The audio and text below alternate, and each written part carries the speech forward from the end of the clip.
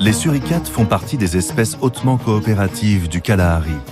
Leur présence est donc essentielle dans le film.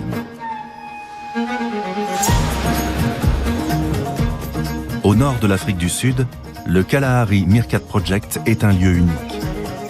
Créé il y a plus de 30 ans, il est entièrement dédié à l'étude de ces petits mammifères. Les équipes de recherche qui y travaillent connaissent chaque individu ainsi que la composition et le territoire de chacun des clans. La grande difficulté ici n'est donc pas de les trouver, mais d'arriver à les suivre. Pour Pierre Steen et Lucas Alain, le chef opérateur, un véritable marathon commence. Tout l'enjeu de ce tournage est de filmer une leçon de chasse aux scorpions que donne une jeune baby-sitter à l'un des petits dont elle a la garde. C'est un moment très emblématique du partage des tâches chez les suricates.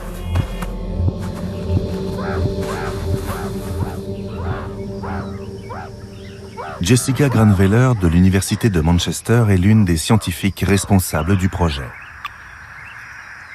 Depuis plusieurs années, elle étudie l'évolution d'un clan dont la dernière portée a désormais 6 mois, c'est-à-dire à peu près l'âge des premières leçons de chasse aux scorpions.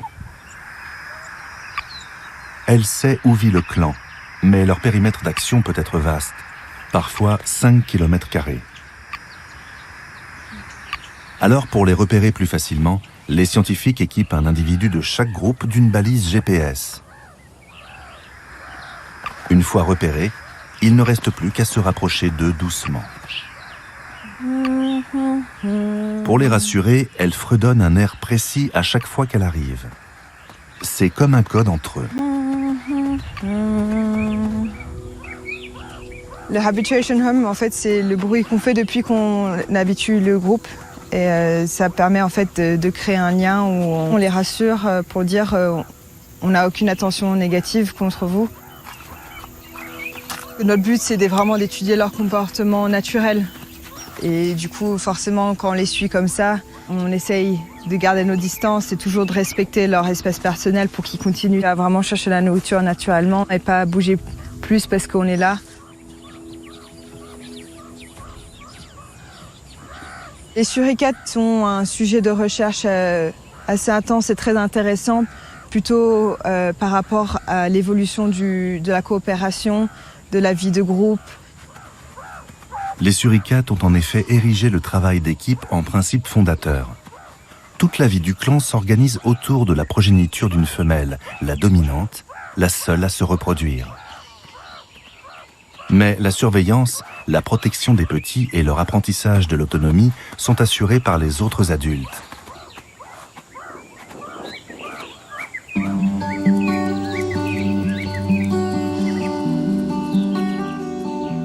Après 2 jours de repérage, Pierre et Lucas commencent à filmer. Sur les conseils de Jessica et de sa collaboratrice Laura, ils se placent à proximité d'une baby-sitter en charge de la portée. Le soleil vient de se lever. On est en train de filmer la sortie des suricates. Tous les matins, ils sortent et ils partent en groupe. Gratouiller un peu la terre pour trouver des larves, des insectes, tout ce qui se mange en fait pour eux. L'équipe suit les conseils. Ne pas perturber les animaux pour espérer filmer une authentique leçon de chasse aux scorpions donnée par la baby-sitter. Pas simple quand on doit à chaque pas déplacer 40 kg de matériel, surtout par 45 degrés. Cette chaleur intense n'entame aucunement l'énergie des petits. Mais Lucas, lui, a beau avoir une grande expérience de ces tournages, il a rarement été confronté à des conditions aussi dures. Les suricates se déplacent tout le temps. Ils n'arrêtent jamais, ils vont à toute vitesse. Ils courent, ils grattent. Et du coup, voilà, nous on les suit. On ne peut pas courir à côté parce qu'évidemment, il ne faudrait pas les effrayer. Donc on essaye d'avancer doucement, calmement et de faire en sorte qu'ils nous acceptent.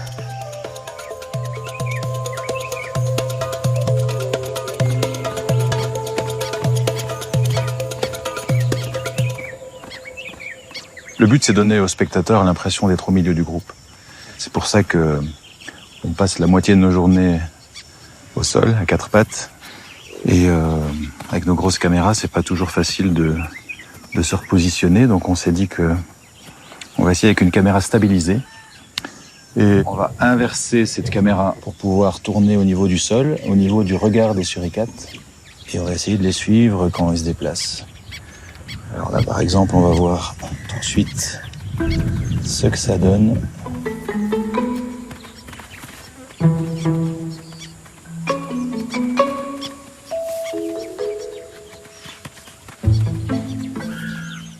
Les heures passent, la chaleur est intense, mais les suricates n'ont toujours pas déterré de scorpions. En revanche, un orage approche, ce qui va compliquer le travail.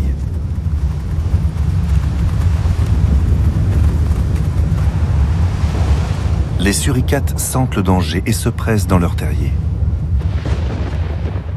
Impossible de continuer à filmer.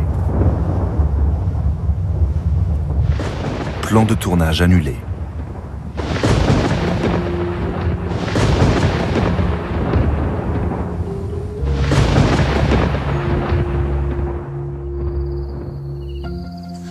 Nouvelle journée, nouvelle tentative. Il est 5 heures du matin. Enfin, l'orage s'est arrêté. Il faut repartir en quête d'une session de chasse aux scorpions.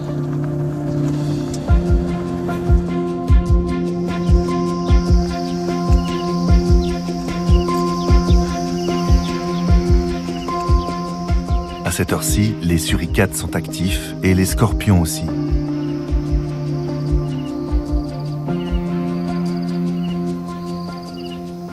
On a un déjà.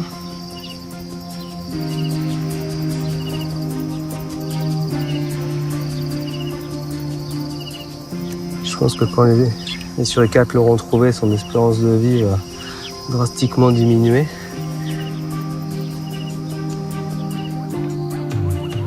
La proie potentielle est là. Il faut maintenant qu'elle attire un petit et sa babysitter. Pour parer toute éventualité, Pierre installe la caméra au plus près de l'animal. Le risque est grand car ce scorpion est un Parabutus granulatus, l'une des espèces les plus mortelles du Kalahari. En moins de 6 heures, sa piqûre peut être fatale.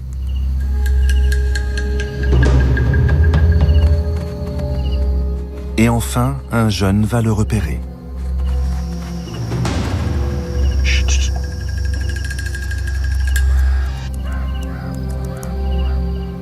Pierre et Lucas focalisent alors toute leur attention sur lui, car ils savent que son apprentissage commence ici.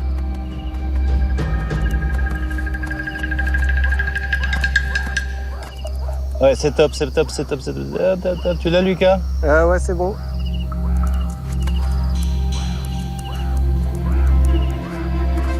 Comme espéré, sa babysitter se précipite à son secours.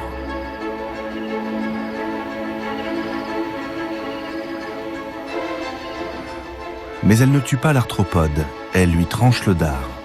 C'est exactement ce que Pierre veut filmer, la leçon de chasse. Yes!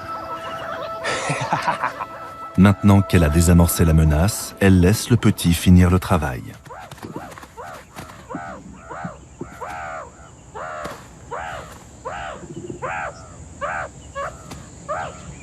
Patience, endurance, prise de risque, capacité d'adaptation.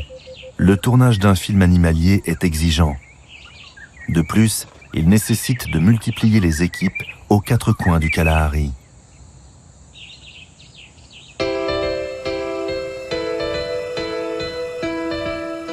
À 800 km plus au nord, le caméraman Jérôme Bouvier démarre une nouvelle séquence importante, celle des républicains sociaux.